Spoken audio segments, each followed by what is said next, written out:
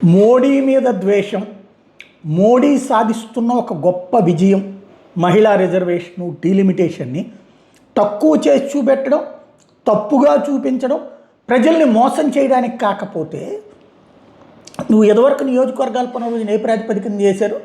జనాభా లెక్కల ప్రాతిపదికన. ఆ జనాభా లెక్కల ప్రాతిపదికన అయితే ఇవాళ నష్టం ఎవరికి జరుగుతుంది? దక్షిణాదికే ఉత్తరాదికే? దక్షిణాదికి ఏ నష్టం లేదు. ఎందుకని?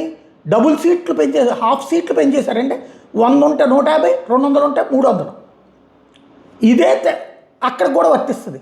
కానీ దానివల్ల వాళ్ళు ఎంత నష్టపోతారు? ఇప్పుడు ఫర్ ఎగ్జాంపుల్ ఆంధ్రాకి 9 సీట్లు తగ్గాలి జనాభా ప్రాతిపదికన, కానీ 13 సీట్లు పెరుగుతున్నాయి. తెలంగాణకి 4-5 సీట్లు తగ్గాలి, కానీ ఇప్పుడు 17 అంటే 8 సీట్ల దాకా పెరుగుతున్నాయి. ఇది ఒక ఎత్తు. రెండోది అదే ఉత్తరప్రదేశ్కి చూస్తే ఇప్పుడు వాళ్ళకున్న 80 సీట్లు ఇప్పుడు 120 పెరుగుతాయి. యాక్చువల్గా 170 అవ్వాలి వాళ్ళకి. అలాగే బీహార్ దగ్గరగా 80 సీట్లు అవ్వాలి. ఆ స్థాయి ఉన్నారు అక్కడ జనాభా, అంతమందిని కన్నారు వాళ్ళు. ఇకపోతే డబ్బుల ప్రాతిపదికన, డబ్బులు ఉన్నటువంటి రాష్ట్రానికి ఆ జిఎస్డిపి ప్రాతిపదికన సీట్లు అంటే మహారాష్ట్ర వాళ్ళకి 250 సీట్లు 350 సీట్లు రావాలి. ఎందుకు? హైయెస్ట్ జిఎస్డిపి రాష్ట్రంలో అదే ఉంటుంది. గుజరాత్ సెకండ్ ప్లేస్ ఉంటుంది, వాళ్ళకి ఒక 100 సీట్లు అట్లా రావాలి.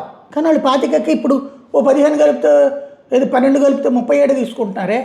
మహారాష్ట్రలో 42కి ఒక 21 తీసుకుంటున్నారే.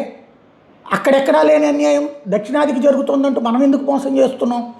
అంటే రేవంత్ కాంగ్రెస్ కాబట్టి, కేటీఆర్ బీజేపీ వ్యతిరేకం, టీఆర్ఎస్ కాబట్టి, బీఆర్ఎస్ కాబట్టి, స్టాలిన్ ఐఎన్డీఏ కూటమిలో భాగస్వామి కాబట్టి ఇక్కడ మాట్లాడుకొస్తున్నటువంటిది. ఓవరాల్గా ప్రజల్ని మోసం చేస్తున్నారు వీళ్ళంతా కలిసి.